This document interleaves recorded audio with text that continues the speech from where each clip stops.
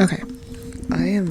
This is gonna be so interesting because I'm literally sitting on my floor in my apartment right now, eating Thin Mints from my stocking, and the Holy Spirit, like, literally was laying in my bed, and the Holy Spirit's like, "You need to go record this podcast," and I was like, I don't know if I want to do that. Oh my gosh, my air conditioner is about to turn on. Hang on, wait, I have to stop this because I need to shut that off before it like ruins this entire podcast.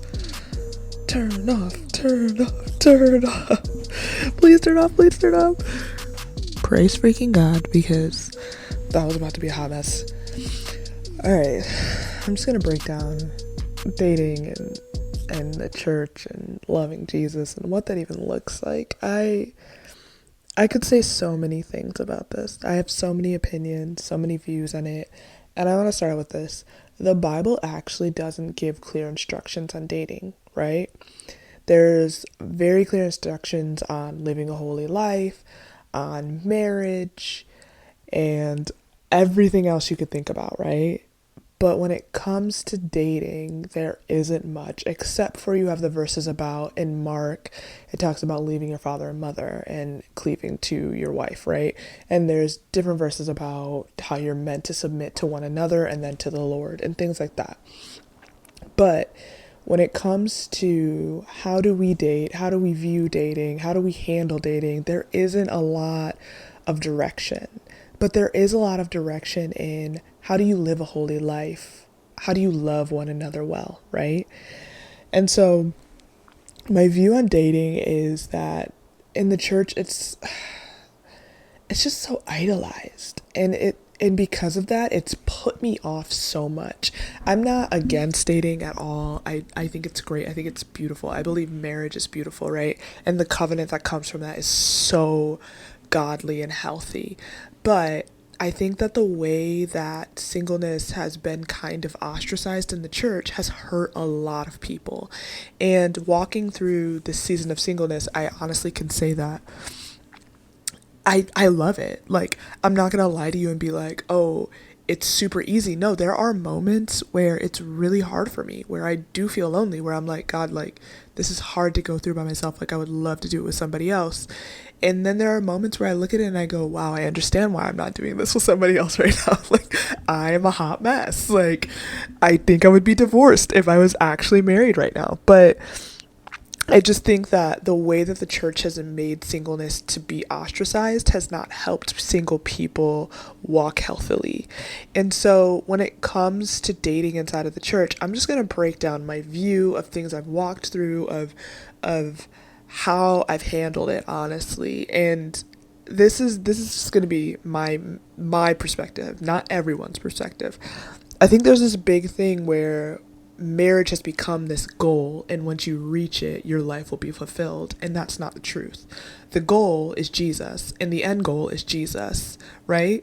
And so if your idea of I will finally be who I'm meant to be when I step into marriage, it's just not going to work for you. Because what you're going to keep doing is looking for things inside of your marriage that you were meant to find inside of Jesus. If you don't know who you are at the core, you're never going to have a healthy marriage. You're just going to begin to build things in to try to supplement what you're longing for that can only be found in Jesus. And so I think that we've made such an unhealthy idolization of marriage, and because of it, we have people who aren't longing for Jesus as the end goal, but are longing for a spouse that will never fulfill the place that Jesus was meant to fill. And it's breaking people. It's breaking people because I have friends that are walking through hard situations and they're asking me questions, and I'm just really honest with them in the midst of it of like, hey, like, when you got married, did you know who you were as a son and a daughter? And usually the answer is no. And I'm like, okay, well, what are you looking for in your marriage now? And they're like, well, I think I'm looking for who I am. And I'm like, well, you're never gonna find it there. like, like that's I get what you're trying to get to, but it's never gonna happen from somebody that was made by the one you're looking for, right? I just like I don't know. This is just my perspective of what I'm seeing. And so I'm seeing this rush to marriage because we've made an unhealthy idolization of it. And there's also this weird thing too where people have also gone to the complete other direction of it and filled Jesus in to this relational gap, right? And been like, oh, Jesus is everything. And I, don't get me wrong, Jesus is everything to me. But there's like this like unhealthiness of it, of like almost this like, I've built my relationship, my earthly relationship on Jesus. And what I mean by that is the relationship that was meant to be meant for your spouse. You've just kind of filled the gap until somebody else is going to fill the gap, and you put Jesus there. Which also makes me question, what do you do when you get married? Do you get what I'm saying? Like, there are so many unhealthy ways that we have tried to build marriage in the church, and now we have so many unhealthy relationships and structures. And then we also have this. We have people that are walking into a relationship with this eyes of, if this doesn't work out, I'm done for. There's nobody else. I don't know what I'm gonna do. Who's gonna marry me? Who's gonna love me? Right? Which isn't working. It's making this high stakes every single time you go to a coffee date. Like, every single time you start talking to somebody, it's so high stakes because you're scared nobody else will ever come through, even though he's a God who says he'll fulfill, right? He will give you the desires of your heart, right? And so I just think like we've kind of, and the reason that we even have this is because of the way that it's been viewed inside of the church, that marriage is the end goal and you're not fulfilled until you're married. And it's such a lie. It is such a lie, because you can look through your word, and yes, there are people that are married, but there are also a lot of people in the word that were single and doing amazing things for the Lord, that were completely changing things for people. And so I just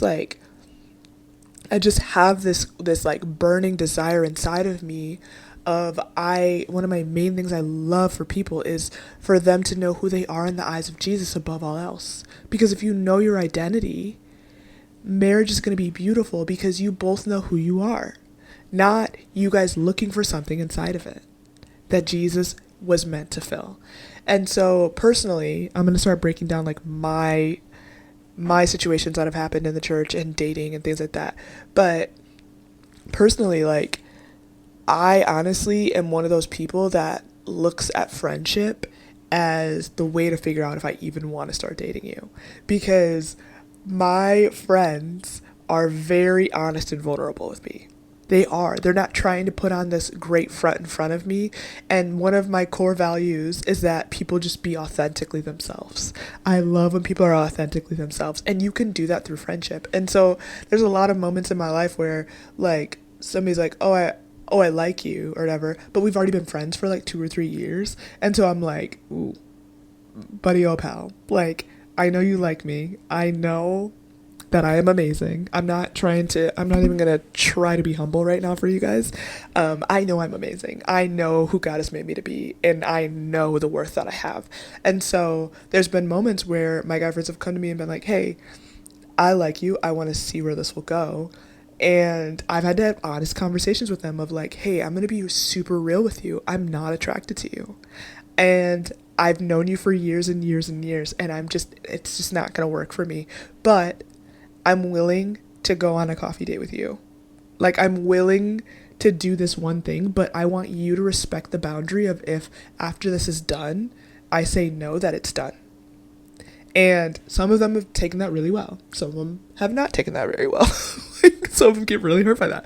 But even in the midst of that, there's still the beauty of friendship. Like, I've had that conversation with one of my guy friends before, and we tried coffee, and then literally we laugh about it, about like, remember that moment where we went to coffee and like you liked me and I was like, no, like I did not like you, you liked me. And like we've like had these little fights, and it's so funny now because he's married and his wife is amazing, and I'm like, see, that wouldn't have happened if you would have just got on your feelings for a quick second.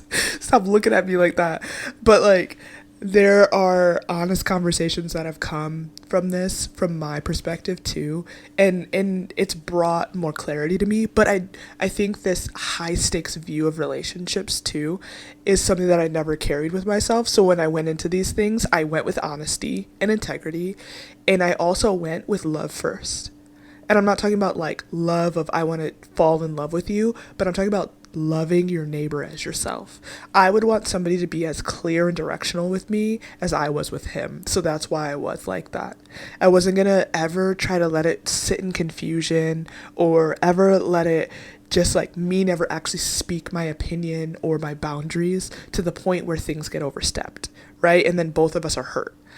And I think there's this thing with a lot of us where we don't want to hurt people, so we don't say things. But then also there are also this other boundary line of there are those that see the boundary line and do not respect it. And it doesn't work. If you're not respecting people's healthy boundary lines of relationship, then you're not ready for a relationship. Let me say it again. If you're not respecting people's boundaries of relationship, you're not ready for a relationship, especially in the kingdom. Especially in the kingdom, because that's not loving. That's abusive. I'm going to be honest with you. If I've seen it happen again and again where girls and guys have said, "Hey, this is how I feel about you. This is never going to change. And if it does change, I'll let you know." And I've seen people take that boundary line and abuse it and keep trying to overstep it and keep trying to pursue and keep trying to push. And it's like this idea that, like, I don't know where it came from of, oh, well, if I keep pursuing her, if I keep pursuing him, like, if I keep putting myself out there, like, they're going to like me. But, like, they're going to like you so much more if you respect their boundary line they built. I'm being so honest about it. And so if you're somebody that's like, I really like this person and they told me this, okay, then pack it up, go spend time with Jesus. Like, build your relationship with Jesus, ask God, okay, is this the person that I'm meant to be with? Yes, no, okay, maybe so. Then I'm going to spend more time with you, and then if they ever come back to me, I'll be ready to go. Don't keep trying to pursue them past this place that they've already built up and abuse it, because they're just going to look at you as somebody that doesn't respect them, and that's not somebody they want to be in a relationship with.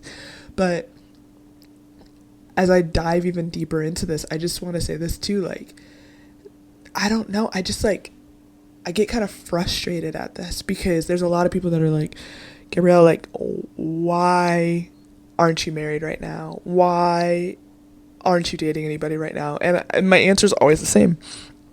I haven't found anybody that actually matches what I want to do in the kingdom. And I'm not talking about they have to be in the same alignment with me. I'm talking about they're ready to carry what God has put upon my life.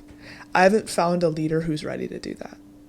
And so for me personally, like relationships, I'm like, oh, you can be my friend, but I'm never going to date you. Why? Because as friends, I've seen that you can barely open up your Bible every day. You're struggling out here. And I'm going to say this too. I'm not mad at you if your relationship isn't perfect. That does not disqualify you in my eyes. But if you can't carry yourself, how are you going to carry me? And so there's just a lot of moments in my life where people have been like, oh, I want to pursue you. And I say the same thing. You need to pursue Jesus first, because I can tell that he's not your main pursuit. And there's nothing wrong with saying that. And if that offends you, pursue Jesus, because it won't offend you if you're really pursuing after him. It won't. And so I have this thing where I'm like, I know what's on my life, and I can't allow it to be captive by somebody who's not ready to carry it. And I think the church has idolized marriage to this place where my view is kind of like a weird view to have of, oh, well, she just doesn't want to be married. Oh, well, she doesn't understand. I'm going to be honest with you. Marriage is not the end goal. The end goal is for me to be before the Father in the temple singing holy, holy, holy with the angels. That is my pursuit. That is my goal. Marriage is not my goal. And if I get married on this earth or I don't, I'm going to be good because I know the one that loves me, right? And so I'm watching girls and guys get broken by this idea that they're meant to be in a certain phase of life that they're not in yet. And then they're feeling lonely and they're feeling broken and they're feeling like, God, I didn't do it correctly, or I made a mistake somewhere because I don't have marriage. I'm going to be so honest with you. If you have Jesus, you have the main thing. You do. And I know some of you guys are out here like listening right now and you're like, but I'm so lonely and I'm so tired of sitting in this season. And I'm going to say this to you. Again, he sees your heart. He knows you feel lonely. He knows. But will you keep pursuing him? Will you keep loving him? Will you keep choosing him? The world told you you needed something, right? The world told you that you need marriage. An unhealthy culture told you that marriage is your fulfillment. Jesus didn't tell you that. What did Jesus tell you? That he's your fulfillment. That he is the one who will overflow your cup. He is the well. Not marriage, not relationship. Marriage is beautiful, but if it's our main goal, then we've lost the real goal. At the end of the day, what I really want in my heart of hearts, right, is to worship Jesus with a heart locked on him, with eyes of fire locked on him. That is it for me. I want to see revival on the earth, and I'm not willing to sacrifice my anointing for a man who's not ready to carry it.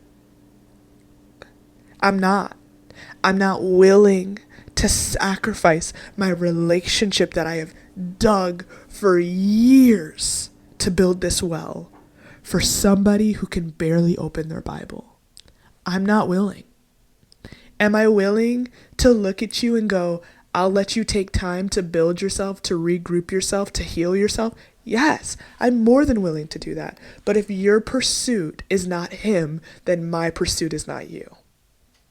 And I don't see anything wrong with that. And if you're upset with that I'm like calling people to pursue the Father above all else, then we gotta completely shift our vision of why we're on this earth. Because I'm pretty sure in the word it says that we are to spread the gospel, to make disciples, to heal the sick. Right? I'm pretty sure that was the commandment that Jesus gave to us. And I don't think in that commandment it was to get married. I know that some of you guys are like feeling so arrested and upset about what I'm saying right now, but this is it. The goal is not to get married. The goal is to sing holy, holy, holy. That's it. That is it. And if you get married, it's beautiful. If you step into that level of covenant, that's beautiful. And you know what you get to tell your kids about? You get to tell them about the moment you laid it all down, about how bad you wanted to be married, but you locked eyes with a king. About how you wanted something so much more, but you laid it down, your flesh laid it down, and you said, you know what, but I'm not going to partner with my feelings today. I'm going to partner with heaven. What does heaven want for me? Because what heaven wants for me is a lot different than what my soul says it wants. It is. And so I just think we have to shift our view of marriage in the church. We have to get away from this ideology and this doctrine of if they're not married, then they're not important, because it's breaking people and it's making them feel insignificant. Honestly, at the end of the day, this is my heart. This is my heart. Like, if I could show you a vision of what I want my life to look like, right? I want to be married, but I also want to be able to tell my kids about the man I locked eyes with. Not the one that stands next to me and I call my husband. No, I'm talking about the one who gave his life for me. I'm talking about the one that died on the cross. I want to tell them about him. My husband is amazing. That'd be an amazing thing that happens to me, right? But at the end of the day, I want my children to know me for my love for Jesus above all else. The love I have for my husband only gets to transcend into the love I have for Jesus. I hope they get to tell their children's children about how much I love Jesus and how that related to my marriage. That's it. About how me and my husband ran and burned for revival on this earth. For a generation to see his face, to seek his face, to spend more time in prayer, to give him the glory above all else. To not seek out fame, to not seek out themselves, but to seek the one who is seated on the throne. That's what I want. And if marriage comes along in the midst of that, that's beautiful. If it doesn't, it's still beautiful. But this longing, this idolization is hurting people, not healing people. All right. That's all I got. That was savage. And I wasn't expecting to even do that tonight. So I hope you guys have a good one. And the next episode, I'm going to talk about my adoption, because I was supposed to talk about it this time, but I did not. But yeah, I hope you guys have a good one, and I'm out.